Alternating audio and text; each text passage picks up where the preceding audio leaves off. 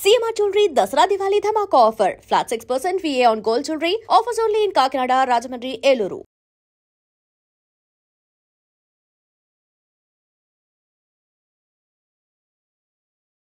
రోజు మనం సైతంతో మీకు ఏదో ఒక కనెక్షన్ ఉంటుందా సార్? అంటే కార్యక్రమాలు ఉంటాయమ్మా. ఏదో ఒకటి అంటే ధనమూలం ఇదం జగత్ కదా. అంచేత ధనం తక్కువైనప్పుడు అప్లికేషన్స్ ఎన్ని ఉన్నా కానీ నేను కొంచెం సైలెన్స్ మెయింటైన్ చేయవలసి ఉంటుంది. అప్పుడు వాళ్ళు అనుకోవచ్చు ఏంటి కాదంబరి ఫోన్ తీయట్లేదు, లేకపోతే అటెండ్ అవ్వట్లేదు, లేకపోతే ఆన్సర్ ఇవ్వట్లేదని. వాళ్ళకి చిరాకు కోపం కూడా రావచ్చు, అసహ్యం కూడా రావచ్చు నా మీద. కానీ నాకు ఒక్క ఫోన్ కాల్ అటెండ్ చేయలేకపోతే ఎవరికైనా హెల్ప్ అవసరమై ఫోన్ చేసినప్పుడు నేను పడే బాధ అంతే, నాకు నిజంగా చాలా కష్టం. సో ఎప్పుడైతే ఫండ్స్ తక్కువ ఉంటాయో ఆన్సర్ ఇవ్వలేము. ఇప్పుడు ఏదైనా ఒక హాస్పిటల్లో ఒక పని ఉందంటే వీలైతే హాస్పిటల్ దగ్గరికి వెళ్ళిపోతాం. పేషెంట్ని గవర్నమెంట్ హాస్పిటల్కి షిఫ్ట్ చేయగలిగితే గవర్నమెంట్ దగ్గరికి వెళ్ళిపోతాం, లేకపోతే అధికారుల దగ్గరికి వెళ్తాం.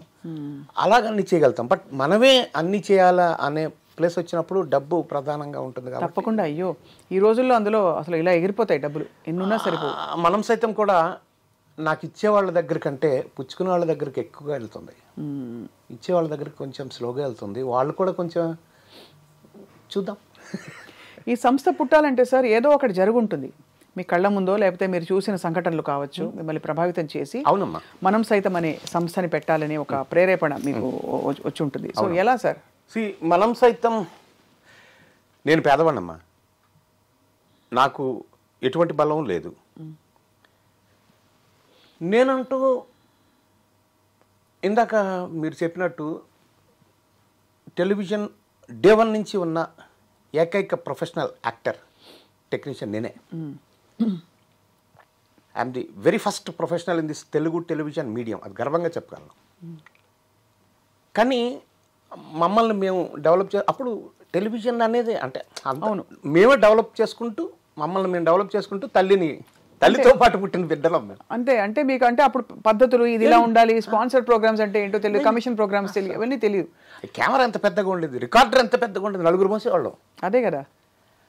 అట్లా ఆ టేప్స్ అలా ఉండేవి. అయితే అందులో మమ్మల్ని మేము డెవలప్ చేసుకోవటంలో లేదా డెవలప్ చేసుకుందాం అనే ఆ ఆతృతలోనో ఆ పోరాటంలోనో ఆరాటంలోనో నిర్మాత అయ్యాం, దర్శకుడు అయ్యాం, రైటర్ అయ్యాం, కొన్నిసార్లు కెమెరా కూడా ఆపరేట్ చేసాం, సౌండ్ రికార్డింగ్ ఆపరేట్ అంటే డబ్బింగ్ చేసాం, ప్రతి ఒక్కటి చేసుకుంటూ వెళ్తున్నాం. కానీ నిర్మాతగా అయినప్పటికీ వచ్చిన ప్రతి కొత్త ఛానల్లో నేను ప్రోగ్రామ్ చేశాను, సీరియల్ చేశాను ఓన్గా. 99% ఛానల్స్ నాకు డబ్బులు ఎగ్గొట్టాయి. అవన్నీ కలిసి ఒకనొక రోజున కూర్చొని చూస్తే ఆ రోజుకి 98 లక్షల రూపాయలు ఉన్నాయి నాకు రావాల్సిన రెమ్యునరేషన్స్. 98 lakhs అంటే నేను ఎంత కష్టపడ్డాను, నా ప్రీషియస్ లైఫ్ స్ట్రెంగ్త్. రావాల్సిన రెమ్యునరేషన్ అంటే ఏంటి సార్? నాకు వాళ్ళకి పనిచేసినప్పుడు నాకు రావాల్సిన రాలేదా? ఈ రోజుకి రాలే, ఇంకెప్పటికి రాదు. అది ఎందుకు అలా అయింది? అది ఎందుకు అలా అయిందంటే నేను వీడు పోరాటం చేయలేడు, చేసినా నన్ను గెలవలేడు, వాడు అర్భకుడు, వాడికి బలం లేదు అనుకుని ఉన్నప్పుడు అప్పుడు ఒకనొక రోజు కూర్చుంటే అంటే నేను కూడా సామాన్యమైన కామన్ మ్యాన్ కదా, నాకు బాధ్యతలు ఉంటాయి, నాకు డబ్బు అవసరాలు ఉంటాయి, బాధ్యతలు ఉంటాయి కదా, వాటి నుంచి పారిపోలేంగా. అవును కదా. చూసి ఒకరోజు కూర్చుంటే అన్నీ చేస్తే అన్ని ఛానల్స్ 98 lakhs. నో, ఇది కరెక్ట్ కాదు. ఈ రోజు నుంచి సొంతంగా ఓన్ ప్రొడక్షన్ అనేది చేయకూడదు. అంటే చేసినంతకాలం మిగిలిన అన్ని వ్యాపకాలకి దూరంగా వెళ్ళాలి. ఆర్టిస్ట్గా కావచ్చు, ఇంకా రైటర్గా కావచ్చు, డైరెక్టర్గా కావచ్చు. చేసి ప్రోగ్రామ్ చేసిన తర్వాత ఆ సీరియల్ అయిపోయిన తర్వాత డబ్బులకి కలెక్ట్ చేసుకోవడానికి మళ్ళీ కొన్నేళ్ళు. సో లైఫ్ అంతా వెళ్ళిపోతుంది. నో, వద్దు అని ఒక రకమైన కసి ఉంటుంది కదా నాకు కూడా. మామూలు మనిషిని కదా, ఉప్పు కారం కసితోటి నా జీవితంలో ఎదురైన సంఘటనలు నన్ను ఇబ్బంది పెడతాను. అంటే ఒళ్ళంతా రక్తం గాయాలు అయిపోయినప్పుడు దాంట్లోంచి కొంచెం కసి వచ్చి నేను చలనచిత్ర పరిశ్రమలో నేను ఒక వాచ్మ్యాన్ని. I'm observing each good and bad in this industry, watching. లోపలికి వెళ్ళలేకపోతున్నా, స్థిరంగా ఉండలేకపోతున్నా, బయటికి వెళ్ళలేను. తెలుగు చలనచిత్ర పరిశ్రమ వాచ్మ్యాన్ ఆత్మకథను ఒక రాయాలనుకో ఒక 20 పేజీలు 25 పేజీలు రాశాక నాకే బాధ అనిపిస్తుంది. వాళ్ళంతా తర్వాత నాకు స్నేహితులు అయ్యారు, నాకు దగ్గర అవుతారు. నాకు ఒరే ఫ్రెండ్సే ఎక్కువ. నన్ను అన్నయ్య అనేవాళ్ళు, నేను ఒరే అనేవాళ్ళు చాలా ఉంది. ఎందుకంటే ఆ తరం అక్కడి నుంచి వేరే ఇది కదా. సో ఎందుకు ఏంటి ఇలాగ వీళ్ళ గురించి ఓపెన్ అవటం వల్ల నా కసి తీరొచ్చేమో, బట్ దానివల్ల ఉపయోగం ఏంటి? వాళ్ళ క్యారెక్టర్ వాళ్ళే చెప్పుకుంటారు ఫ్యూచర్లో ప్రజలకి, మనం ఎందుకు చెప్పటం అని అది పక్కన పెట్టి, మరి అట్లా నీకేంటి బలం ఏంటి? ఎస్, నా బలం నేను పెంచుకుంటూ వెళ్ళాలి, నా కుటుంబం నాకు అండగా ఉండాలి అని. నువ్వు పేదవాడు అవటం వల్ల కదా నీకు, పేదవాళ్ళకి సాయం చేయడం వల్ల నీ కుటుంబాన్ని పెంచుకో, ఆ పేదవాడు నీకు ఫ్యామిలీ అవుతాడు అన్న ఆలోచన మనం సైతం అన్న పేరు.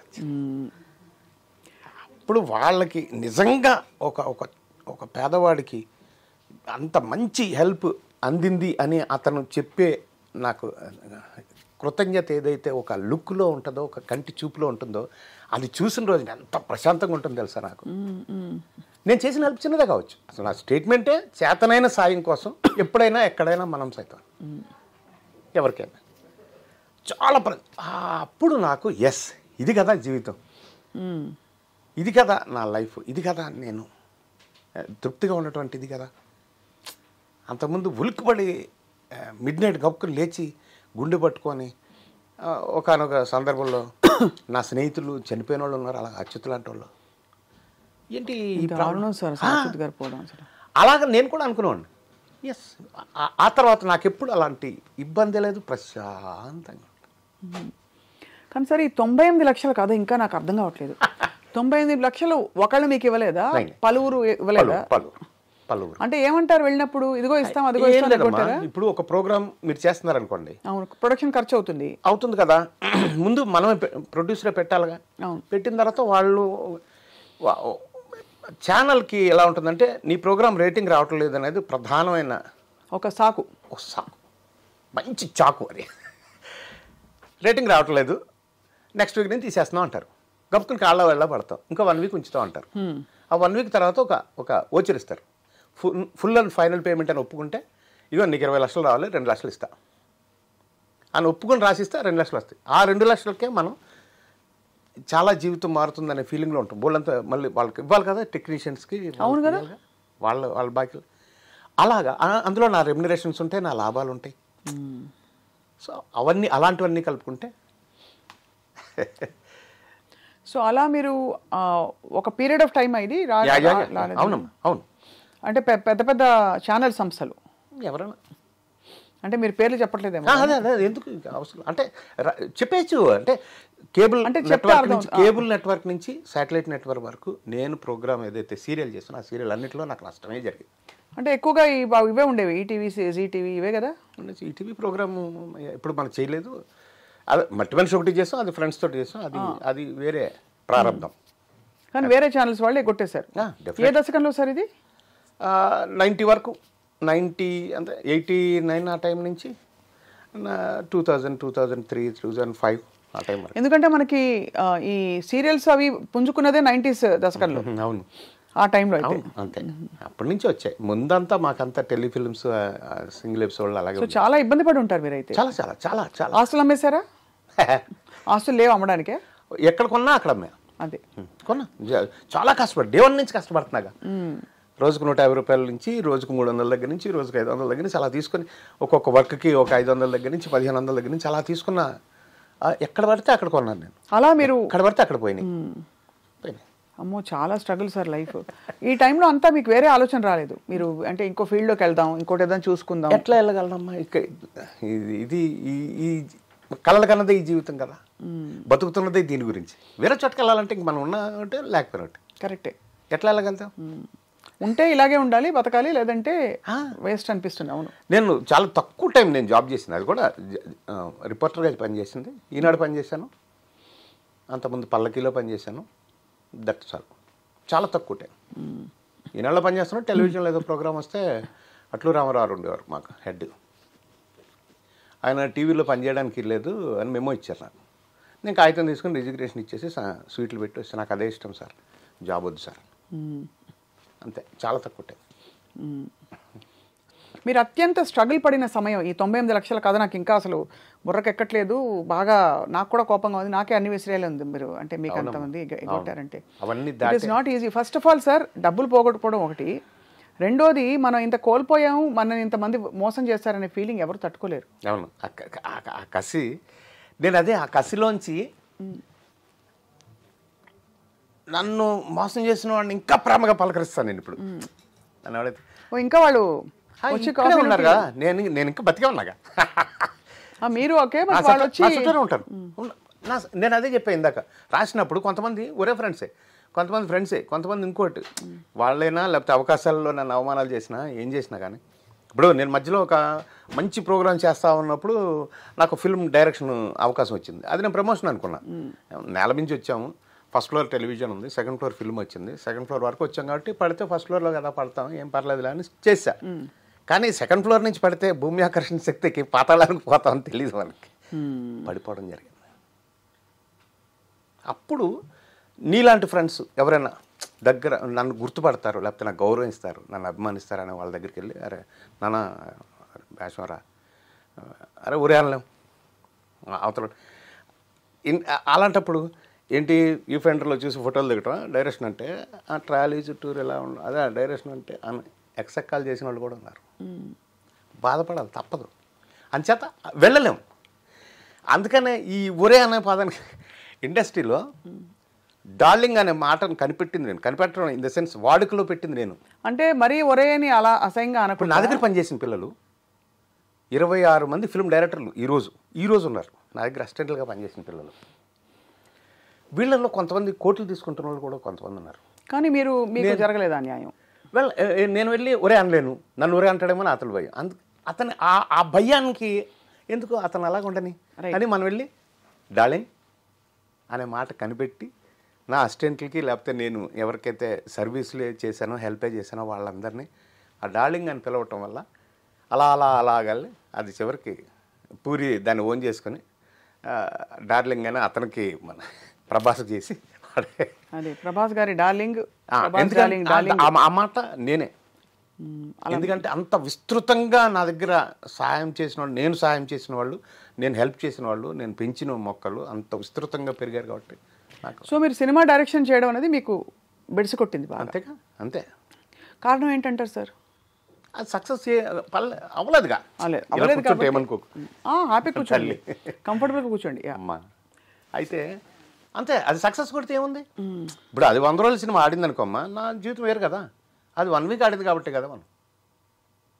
దాని చావుకు కూడా బోల్డ్ మంది వస్తున్నారు కదా అలా సక్సెస్ కాని వాళ్ళు, 2వ సినిమా అటెంప్ట్ చేస్తున్నారు, 3వ సినిమా అటెంప్ట్ చేస్తున్నారు. అలాగా నాకు 16 కథలు చేసుకున్నాను. ఈవెన్ అక్కినేని నాగార్జున గారి దగ్గర నుంచి ఆలీ వరకు. ఒక నాగార్జున గారి దగ్గర బావా ఎలవబుల్ మ్యాన్ ఓన్లీ నాగార్జున 1.5 years ఆ కథ, దాని మీద తిరుగుతూనే ఉన్నాం. బ్రహ్మానందం గారితో సిటీ లైట్స్ సైలెంట్ మూవీ, దాంతో అలా తిరుగుతూనే ఉన్నాం. ఇంకోళ్ళు ఎవరితోనో బాబుమోహన్ గారి అబ్బాయితోటి ఏదో చేయాలని బాబుమోహన్ గారితో వారితో అలా తిరిగాం. హీరోలు ఎవరు ఇవ్వట్లేదు, వెంకటేష్ బాబుతోటి ఏదో అట్లా తిరిగాం. అంటే ఇవన్నీ సంవత్సరం, 6 నెలలు, 8 నెలలు ప్రాసెస్ ఉంటుంది. ఎంత జీవితం ఉంటుంది. హీరోలు ఎవరు ఇవ్వట్లేదని రమ్యకృష్ణ గారితో గజ్జల గుర్రం అనే ఒక కథ, హీరో కమెడియన్స్ రమ్యకృష్ణ గారు, అదొక 2 years అంత ప్రాసెస్ అవుతుంది. సో ఆ ప్రయత్నాలు నేను ఏది మానుకోలేదు, ఆపుకోలేదు. కానీ ఇంకా కొన్నాళ్ళ తర్వాత, అంటే ఈ మనం సైతం వచ్చే ముందు వరకు ప్రయత్నం అనేది ఎప్పుడు ఆ క్రియేటివ్. ఇప్పటికీ నేను ఎప్పుడైనా రాత్రి నిద్ర పట్టకపోతే చక్కగా కూర్చొని మంచిది ఏదైనా రాసుకుంటూ కూర్చుంటా. అంటే దాని ప్రయత్నము, దాని జీవితము ఉంది, అవకాశం అనేది. సో ఇప్పుడు ప్రస్తుతం అయితే అది రాసుకుంటూ మీ రోల్స్ మీరు వేసుకుంటూ మనం సైతం నడిపించుకుంటూ అలా సాగుతుంది, అంతేనమ్మా. And for more videos, please subscribe to iDream. Please subscribe to iDream. Please subscribe iDream. And please subscribe to iDream. For more videos, subscribe to iDream. please like, share and subscribe to the channel. Congratulations, iDream. Subscribe to iDream. Subscribe to iDream. So subscribe to iDream Media. iDream ki iDream team andarki huge congratulations. Please subscribe iDream Media. Please subscribe to iDream. Subscribe iDream. Please subscribe to iDream. I dream అంటే నా కళల ఛానల్ను subscribe చేసుకున్న నోరు తిరుగుతలేదు. మీరైతే గంట గుర్తు కొట్టండి. For more such videos, please subscribe to iDream. Subscribe to iDream. Please subscribe to iDream. Please subscribe iDream Media. Please do subscribe to iDream. Please subscribe to iDream Media. For best entertainment and information, please subscribe iDream. And don't forget to subscribe to iDream.